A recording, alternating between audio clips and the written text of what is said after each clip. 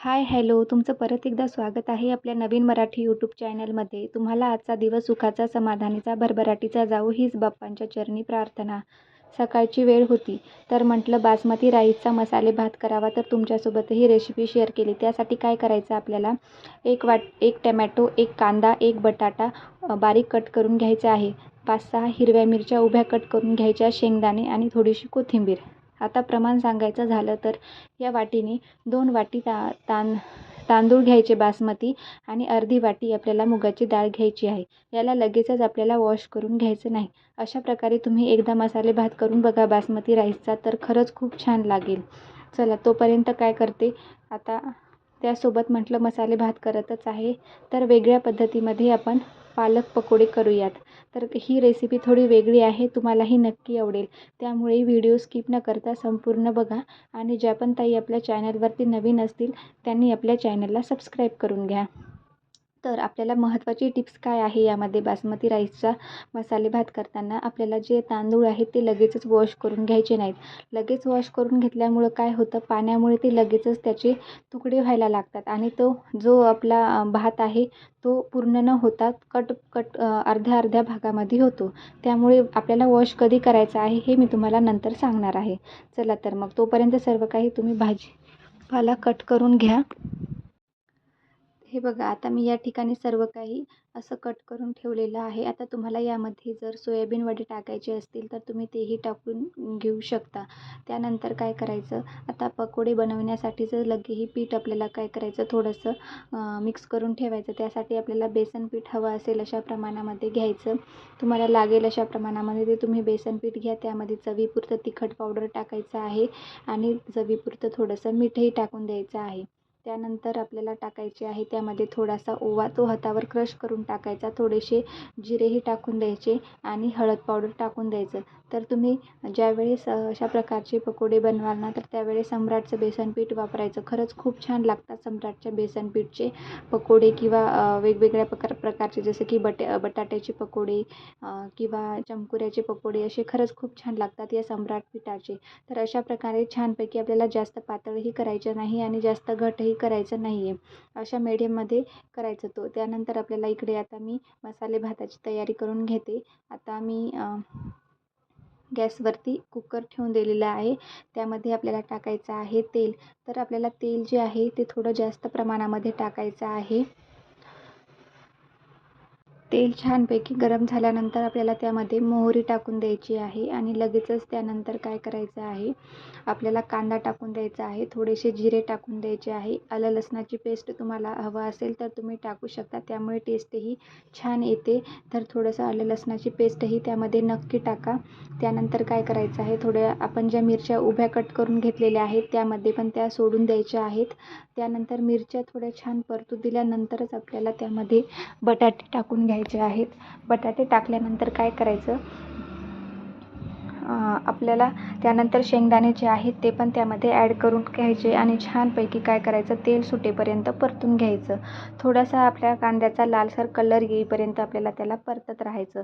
त्यानंतर आपल्याला जे टॅमॅटो आहे तो आपल्याला सगळ्या शेवटीला टाकून द्यायचा आहे, कारण टॅमॅटो लगेचच त्याचं पाणी झाल्यानंतर जो पण आपण मसाले टाकणार आहेत ना, तर ते लगेचच छानपैकी परतल्या जात नाहीत किंवा तेल सुटल्या जात नाहीत. आता तुम्हाला हवा असेल तर तुम्ही तिखट पावडरही टाकू शकता, पण हळद पावडर आपल्याला त्यामध्ये टाकायचं आहे. त्यानंतर काय करायचं आहे आपल्याला, त्यानंतर आपल्याला टाकायचा आहे त्यामध्ये गरम मसाला असेल तर तो टाकू शकता. तुमच्याकडे जो कोणता मसाला असेल तो मसाला तुम्ही त्यामध्ये टाका, त्यामुळे टेस्ट छान येते.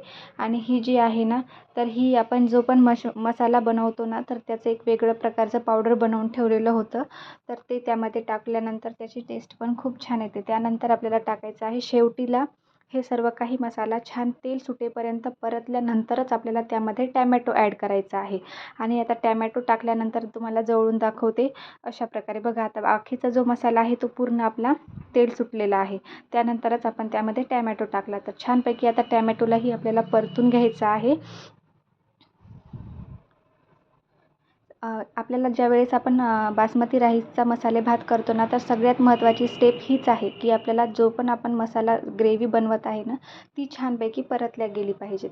आता बघा, मी तुम्हाला सांगितलं आहे जेव्हा वेळेस माझं इकडं सर्व काही मसाला वगैरे छानपैकी परतत होता, त्यानंतर आपल्याला काय करायचं आहे, हे जे बासमती राईस आहेत ना, हे वॉश करायचे आहे. अगोदर जर आपण करून घेतले असते तर ते लगेचच आपले सैल राहिले नसते किंवा त्याचे समजा तांदळाचे 2-2 तुकडे झाले असते, तर मग तो जो मसाले भात आहे ना, तर आपल्याला हॉटेलसारखा लागणार नव्हता. तर आता बघा, या टाईमला आपल्याला इकडे आता फोडणी द्यायचं. त्यामध्ये आपल्याला गरम पाणी टाकायचं. त्यामुळे काय होतं, ती जी ग्रेव्ही आहे ना वरची, ती छान लाल रंग येते आणि नंतर आपल्याला इकडे त्यावरती कोथिंबीर टाकून घ्यायची. आणि आता सगळ्यात शेवटला आपल्याला काय करायचं, जे पण आपण वॉश केलेलं होतं ना तांदूळ किंवा ते जे आहे ते सर्व वॉश करून घ्यायचं. आणि याच्यामध्ये आता मी टाकले चवीपुरतं मीठ. छानपैकी उकळी येऊ द्यायची आणि आता आपल्याला लगेच ते जे वॉश करून घेतलेले तांदूळ होते ते त्यामध्ये सोडून द्यायचे. आधी आपल्याला चुकूनही ते वॉश करून ठेवायचे नाही. सगळ्यात शेवटीलाच आपल्याला ते वॉश करायचे आणि लगेचच त्यामध्ये टाकून द्यायचे. त्यानंतर एकदा हळुवारपणे असं त्याला फिरवायचं. जास्त जाडसरपणे असं घट्ट फिरवायचं नाही आहे. हळुवारपणे फिरवून द्यायचं. छानपैकी थोडंसं पाणी राहू द्यायचं. त्यानंतर आपल्याला काय करायचं, त्यावरती कुकरला झाकण लावून 2 शिट्ट्या करून घ्यायच्या.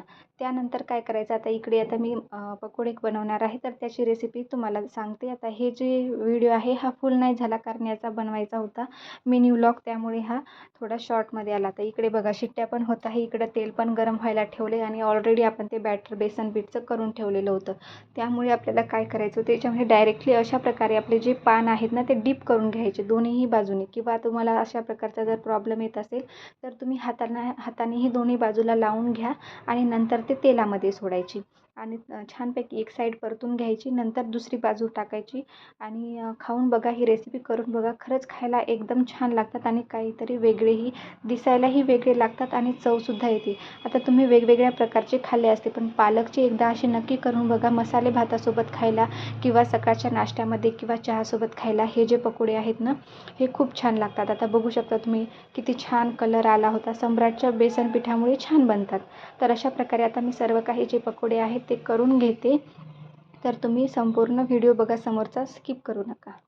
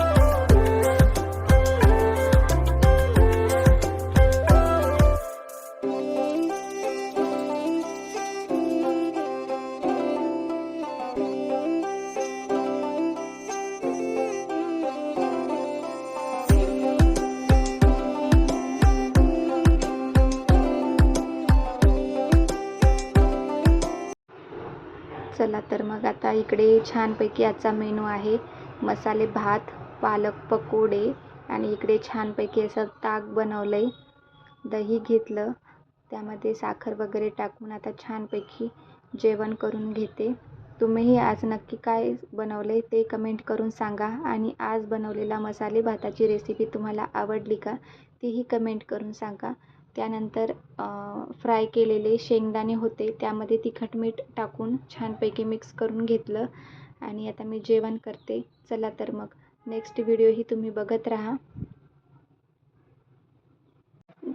जेवण वगैरे झाल्यानंतर सर्व काही किचन क्लिनिंग करून घेतला आणि त्यानंतर फरशी वगैरेही छानपैकी वायपरच्या साहाय्याने पोछाच्या साहाय्याने पुसून घेतली. चला तर मग हा व्हिडिओ आवडला असेल तर नक्की चॅनलला लाईक करा, शेअर करा, सबस्क्राईब करा. अशाच नवीन व्हिडिओसह परत भेटू. तोपर्यंत तुम्हा सर्वांना बाय बाय.